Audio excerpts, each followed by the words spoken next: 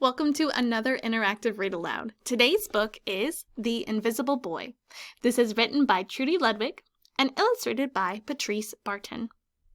Before we get started, I want you to look here at the cover. Do you notice an invisible boy? No, you see a normal boy right here in the middle of the page. I wonder why Trudy named this story The Invisible Boy. I don't know. We'll have to read to find out. Before we get started, I want to talk about invisibility for a second. Have you ever wondered what it would be like to be invisible?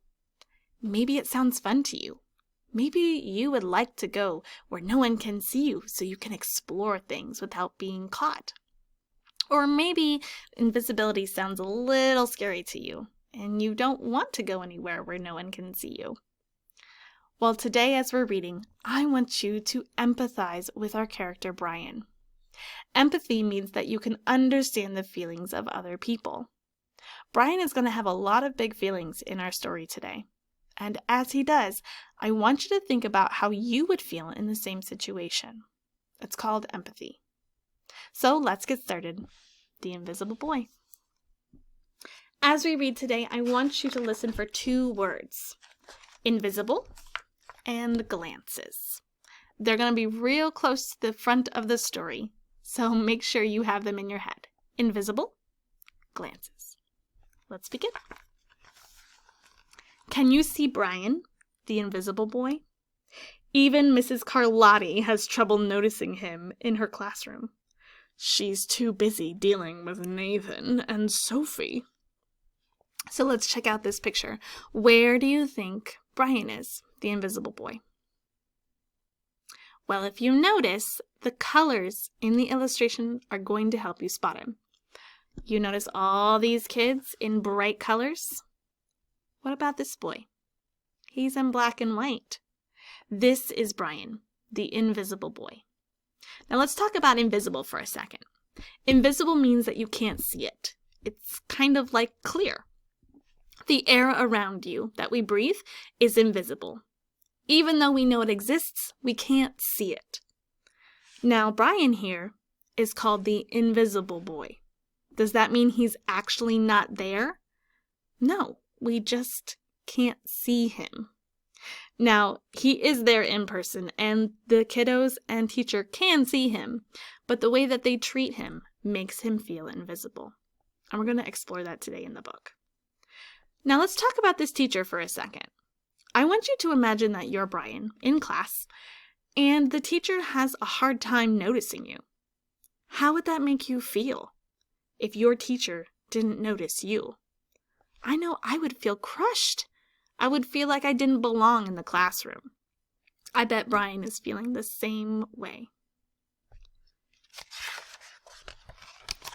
Nathan has problems with Mrs. Carlotti's Let's start over. Nathan has problems with what Mrs. Carlotti calls volume control. He uses his outside voice, inside, too much. Sophie whines and complains when she doesn't get her way. Nathan and Sophie take up a lot of space. Brian doesn't. Now, when it says that Nathan and Sophie take up a lot of space, does that mean that they're bigger than Brian and actually take up more space in the room? No, it just means that their personality and their needs are much bigger than Brian's. If you notice, all three of these characters are drawn on a piece of paper. Brian fits in this paper very nicely, but Sophie and Nathan are kind of like exploding outside of the paper. They take up a lot of space and energy.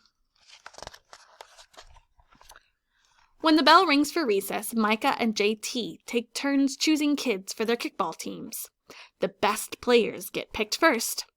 Then the best friends of the best players. Then the friends of the best friends. Only Brian is left, still waiting and hoping. Look at Brian's face here. He's still happy. He thinks he's going to be chosen next because he's the only one left. JT glances in Brian's direction and, just as quickly, looks away. Now let's pause here for a second. We have that word glances. Glances means to look quickly at something. So if something was over here in the corner of my eye, I might glance at it real quick to see what it is. Or if I wanted to know the time, I would glance up at the clock to read it really quickly. So JT is looking over at Brian quickly and then looks away. And JT says, "We've got enough players for each team," he tells the others. "Let's play ball." Whew. How do you think Brian is feeling after that comment? All of the other kids are playing ball, but Brian is left out. Even though JT could have had him play on a team, they choose not to let him play. How do you think he is feeling? Pretty down. He's sad. None of the kids want to play with him. What did the kids do to make him feel that way? They excluded him. They didn't let him play with them. In the cafeteria, Madison and her friends talk about her birthday party. "The rope swing over the pool was awesome," says JT. "Yeah, so was the water slide," adds Fiona. "That was the best pool party ever." "I'm so glad you guys had fun," says Madison. Everybody did, except Brian. He wasn't invited. At choosing time, while the other kids play board games and read, Brian sits at his table doing what he loves to do best. He draws fire-breathing dragons scaling tall buildings. Thank you for toasting my marshmallow. Space aliens are locked in intergalactic battles. I've got you now. Greedy pirates digging for treasure. Crackers? Ah! Yay! And superheroes with the power to make friends wherever they go. Hi! Hi, friend. Have a cookie.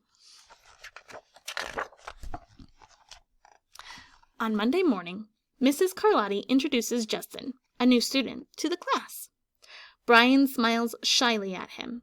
Some of the other kids sneak looks at Justin, trying to figure out if he's cool enough to be their friend. They haven't quite made up their minds yet.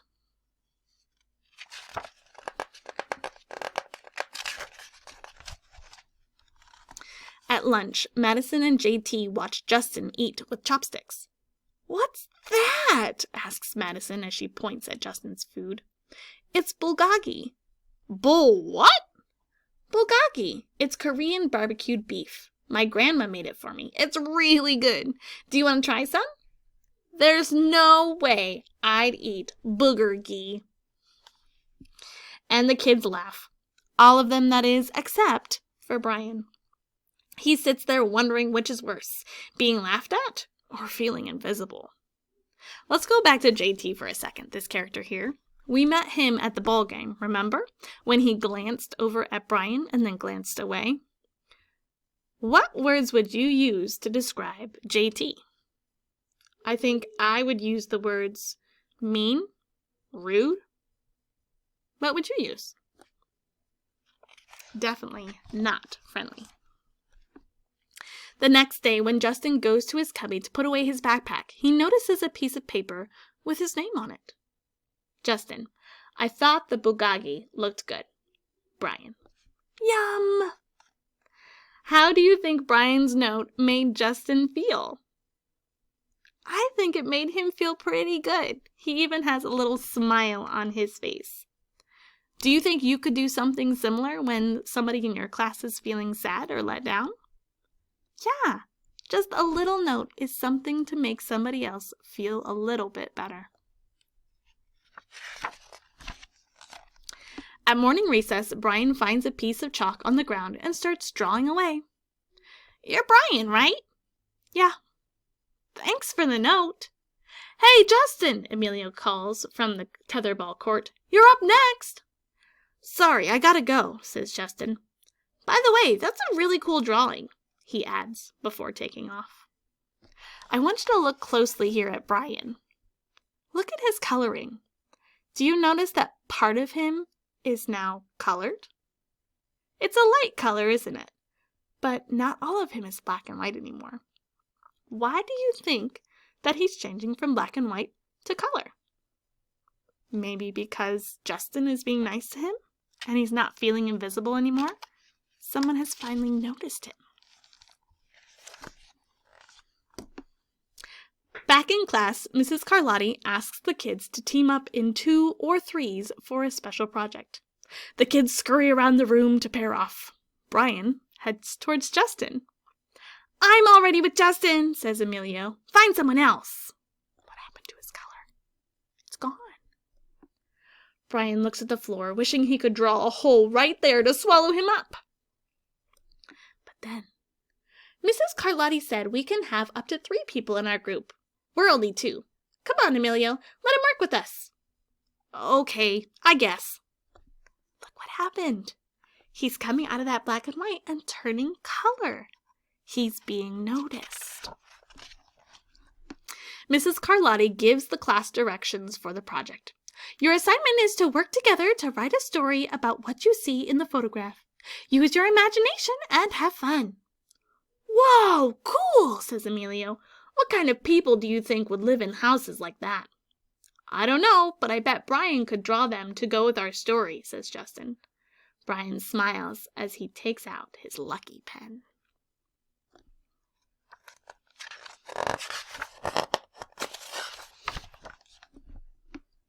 And then it shows you, this is mostly a picture page, it shows you the 3 boys working together and all having fun. And on the chalkboard it says, "The crooked story we made up on the spot."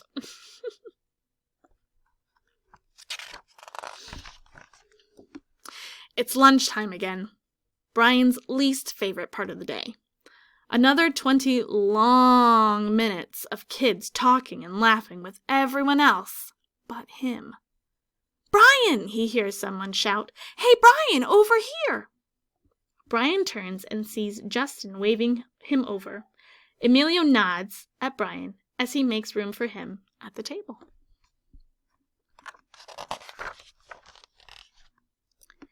Maybe, just maybe, Brian's not so invisible after all. That was a really great story, wasn't it? It was awesome to see that Brian was no longer invisible because Justin became a nice friend and noticed him, made him feel wanted. So in the story, let's talk about what Justin did to make Brian feel less invisible.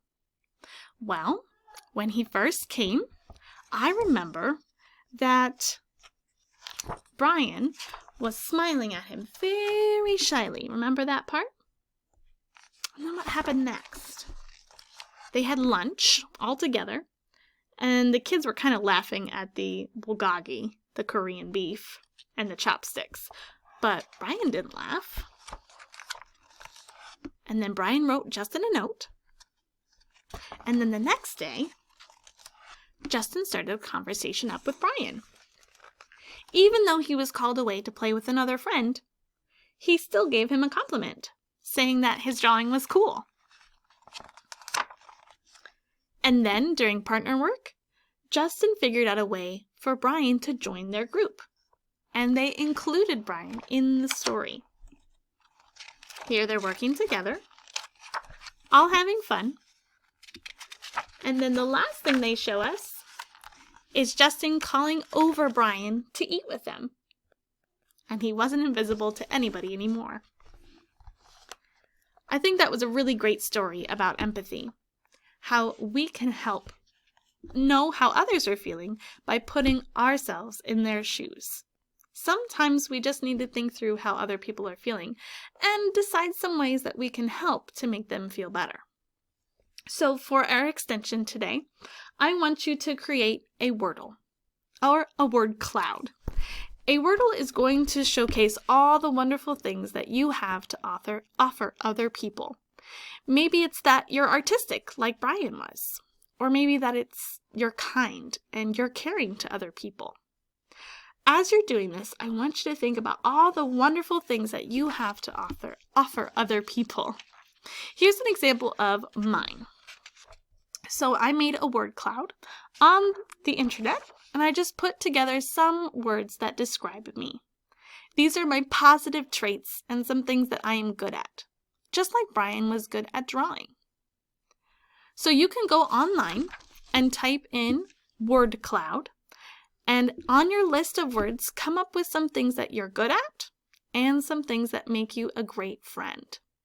Afterwards, print it out, cut it out, and if you want to, you can give it to me and I will hang them up. It's a great way to show that we can be kind and helpful and friends to everyone around us. I hope you enjoyed The Invisible Boy. It was a wonderful story about a wonderful friendship.